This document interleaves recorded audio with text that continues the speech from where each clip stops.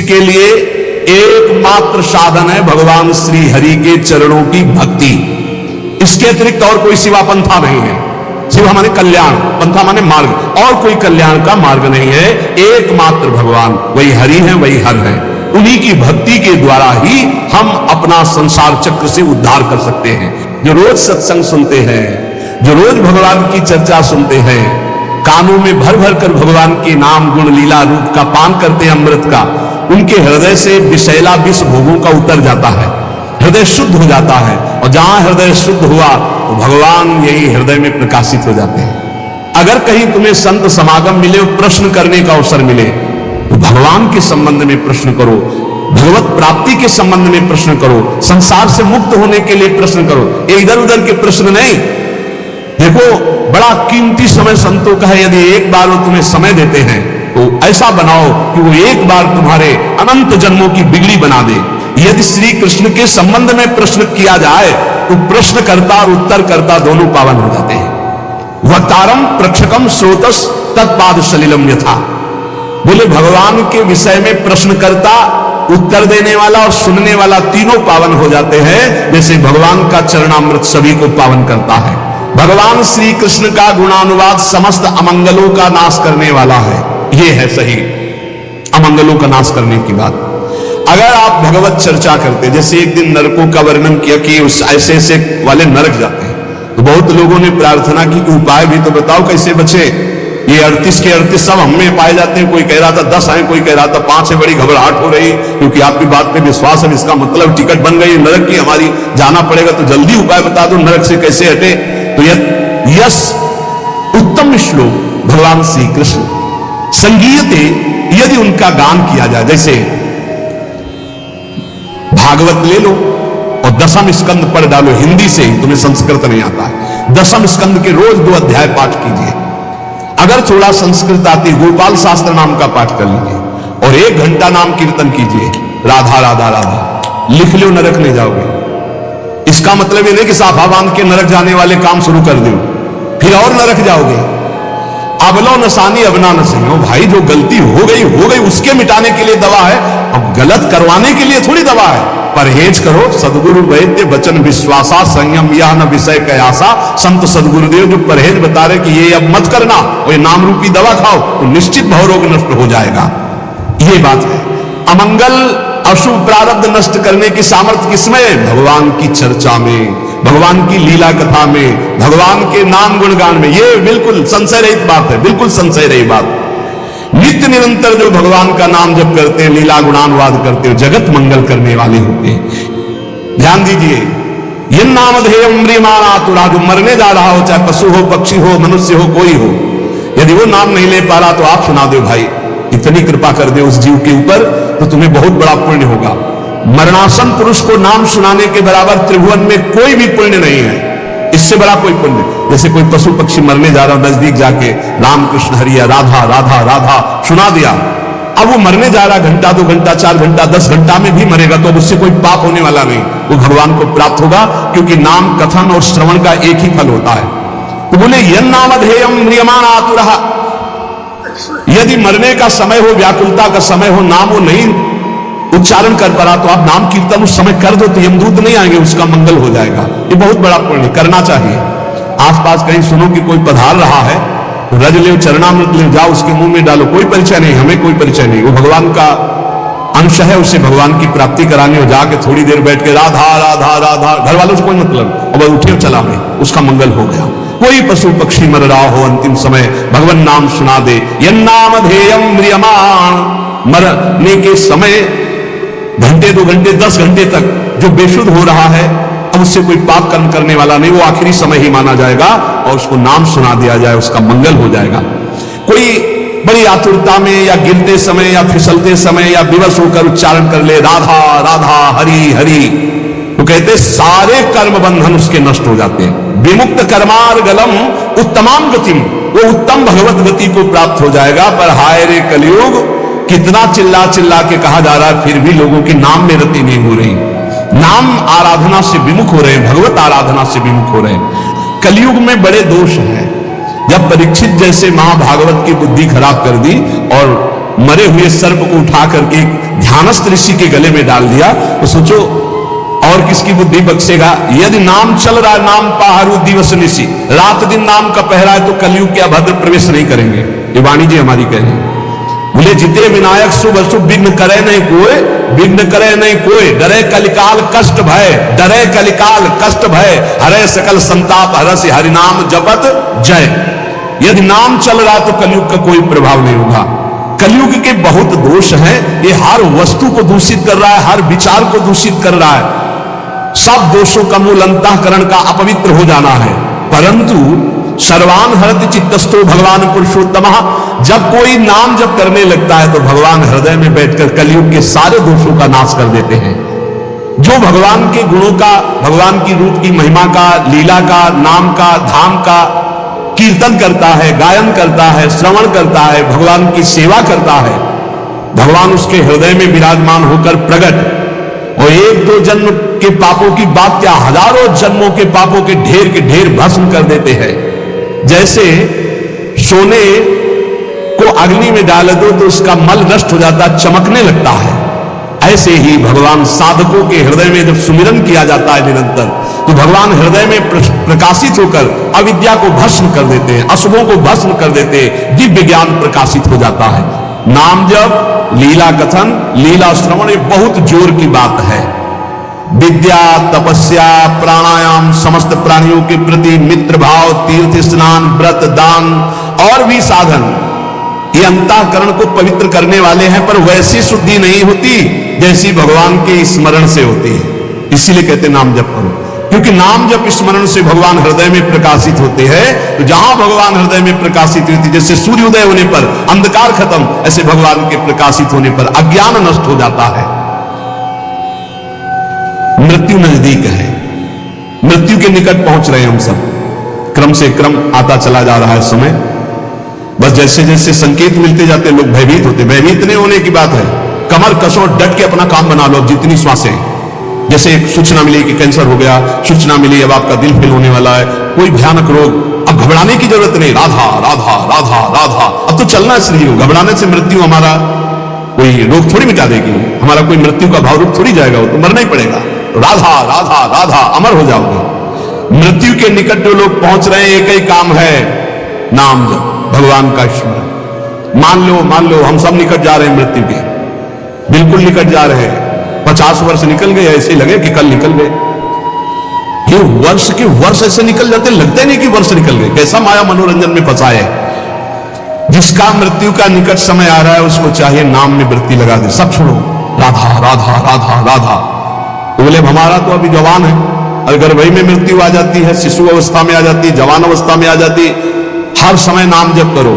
सबके परम आश्रय जब भगवान का नाम लिया जाता है और नाम लेते हुए शरीर छूटता है, तो भगवान की प्राप्ति होती है। अंतिम मति सो गति, राधा तो किशोरी जी मिल जाएंगी पक्का। नारायण बोला तो पक्का नारायण मिल गए। कलयुग में बहुत दोष हैं, परंतु इसमें एक सबसे बड़ा गुण है, भगवान के नाम संकीर्तन से जो लाभ मिलता है वो किसी साधना से नहीं मिलता। गुण कीर्तन, नाम कीर्तन, जैसे अपने लोग बैठकर खूब कीर्तन करते हैं विविध ध्वनियों में और प्रभु के जस गाते हैं, सुधा निधि 42 लीला 84 जी। सतयुग में ध्यान करने से, त्रेता में बड़े बड़े यज्ञों से, द्वापर में विधि पूर्वक पूजा सेवा से जो फल मिलता था, कलयुग में केवल नाम कीर्तन से, नाम जप से प्राप्त हो जाता है। कलयुग का विशेष कृपा प्रसाद है।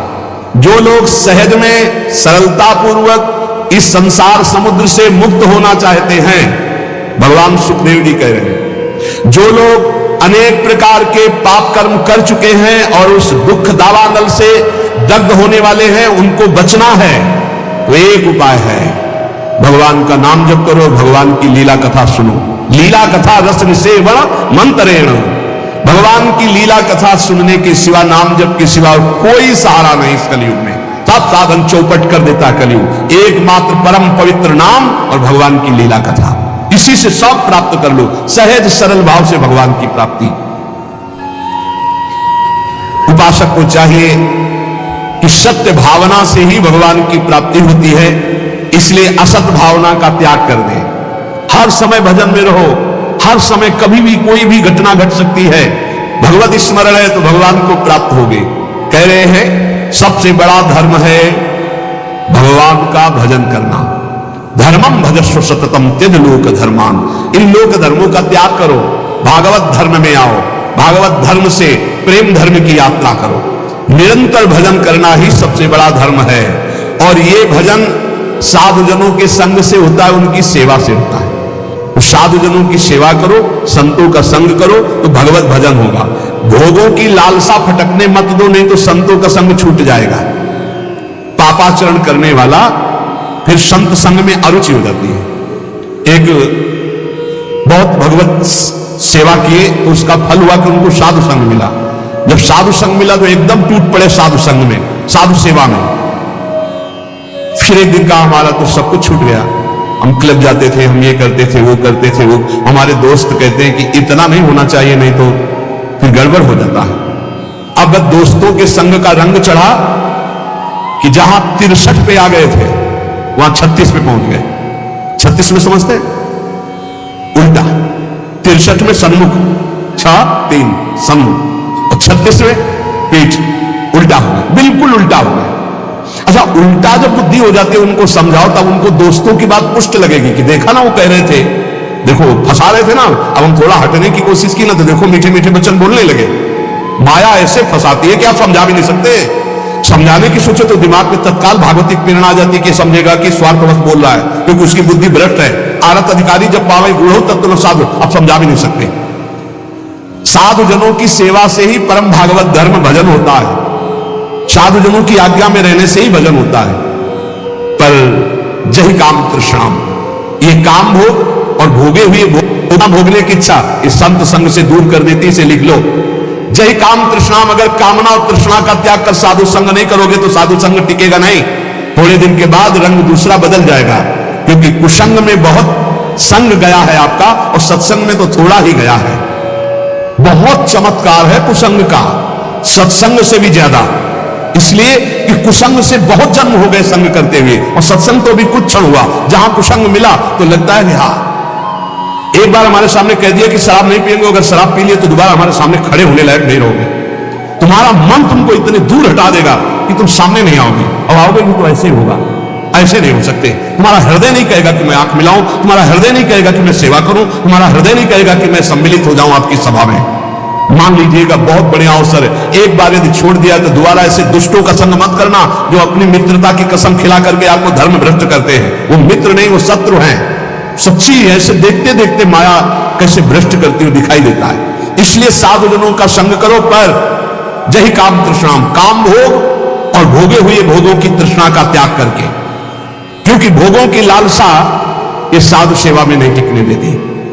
दूसरों के गुण दोषों का चिंतन मत करो, अन्नत से दोष गुण चिंतन मासु मुक्त्वा। प्रभु की सेवा और प्रभु की लीला कथा सुनो और खूब नाम जप करो। कैसे जाना जाए किसे भगवत प्राप्ति हो गई? कई बार चर्चा हुई, आज सिद्ध महर्षियों के वचन है।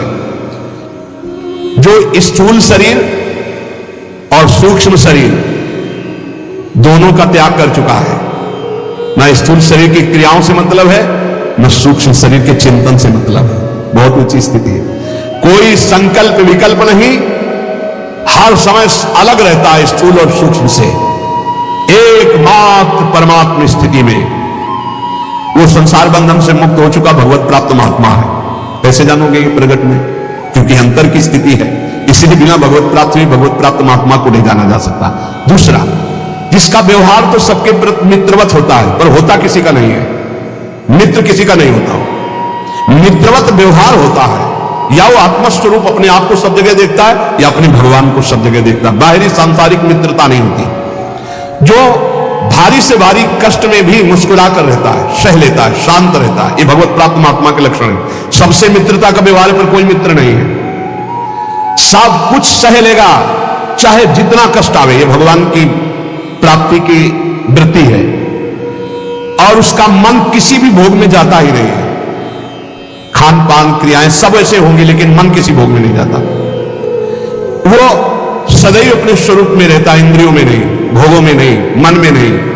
किसी भी तरह से उसे क्रोध दिलाया जाए तो उससे क्रोध नहीं आएगा भगवत प्राप्त महात्मा को।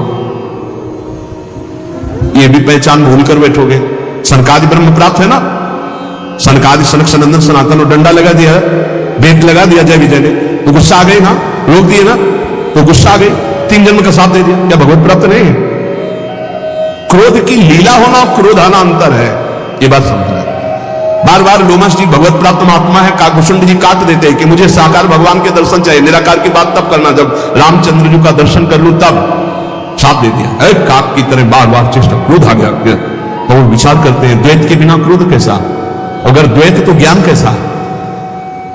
क्रोध की लीला होना और क्रोध होने में अंतर है। कभी भगवत प्राप्त महात्मा में क्रोध नहीं आता। कैसा लीला और क्रोध का पहचान कैसे है? जैसे पानी में रकील खींचो कितनी देर टिकेगी, खत्म। ऐसे महात्माओं का क्रोध होता है, वो लीला वाला। वो संसारिक पुरुष का होता है, 10 वर्ष बाद भी देखेगा तो जलन आ जाएगी कि वही है, और 5 मिनट बाद आप उनसे मिलो जो आपसे गुस्सा थे, पानी पानी एकदम, बिल्कुल कहीं क्रोध है ही नहीं। तो क्रोध की लीला थी, वो क्रोध नहीं, कोई द्वेष नहीं। तुम हृदय को जान ही नहीं सकते, हृदय को नहीं जान सकते जो भगवत प्राप्त महात्मा है।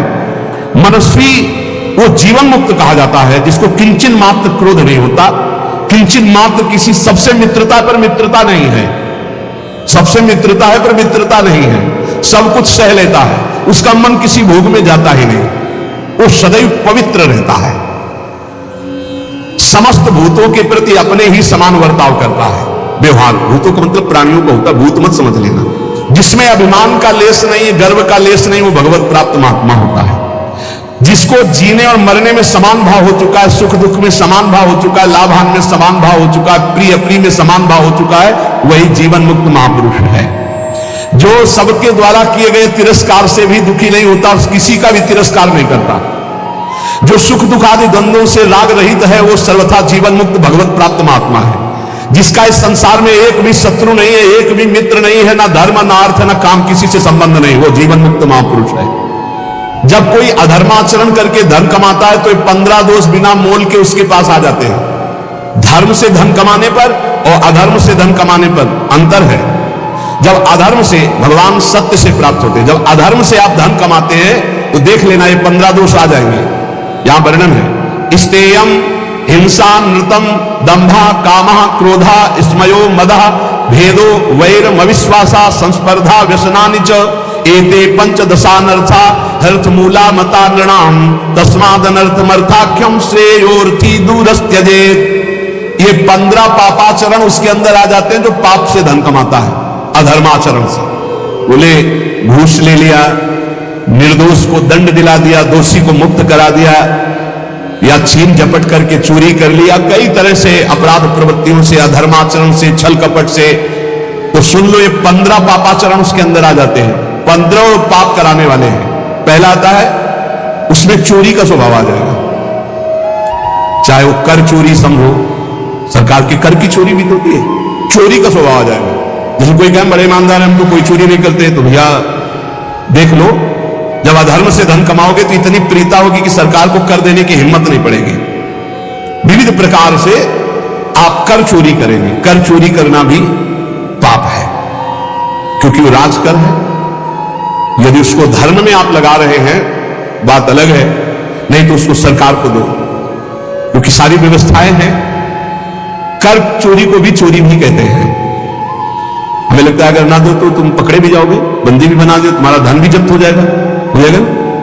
तो चोरी अधर्म से धन कमाए पर। अब देखो जो बेचारे सरकारी नौकरी करते हैं तो उनको कटवाने की जरूरत नहीं हो, तो सरकार कर काट के अपने आप ही देती है। जहां अधर्म का धन कमाया जाएगा उसमें कर नहीं दे सकते, फिर वो अधर्म आचरण पाप कराएगा। पहला है चोरी, स्तेयम। दूसरा हिंसा, पक्का। धन अधर्म के द्वारा जब आता है तो वो हिंसा करा लेगा। प्रेरक, कर्ता, अनुमोदन, तीनों पाप को, चोरी और हत्या, हिंसा। जहां अधर्म का धन आएगा वहां शुरू। और झूठ बोलना तीसरा। चौथा दंभ करना। पांचवा काम भोग, काम भोग, रुपये के बल से व्यभिचार करना, यह आ जाएगा अधर्म के धन से। और गुस्सा, क्रोध, अहंकार, गर्व, भेद बुद्धि, बैर, अविश्वास, स्पर्धा, लंपटता, जुआ, शराब, ये 15 दोष अधर्म के द्वारा कमाए हुए धन में आ जाते हैं। इसलिए अधर्म के धन से डरना चाहिए लोगों को। अगर अधर्म का धन स्वीकार किया तो बुद्धि भ्रष्ट करके महान पापाचरण कराने लगता है।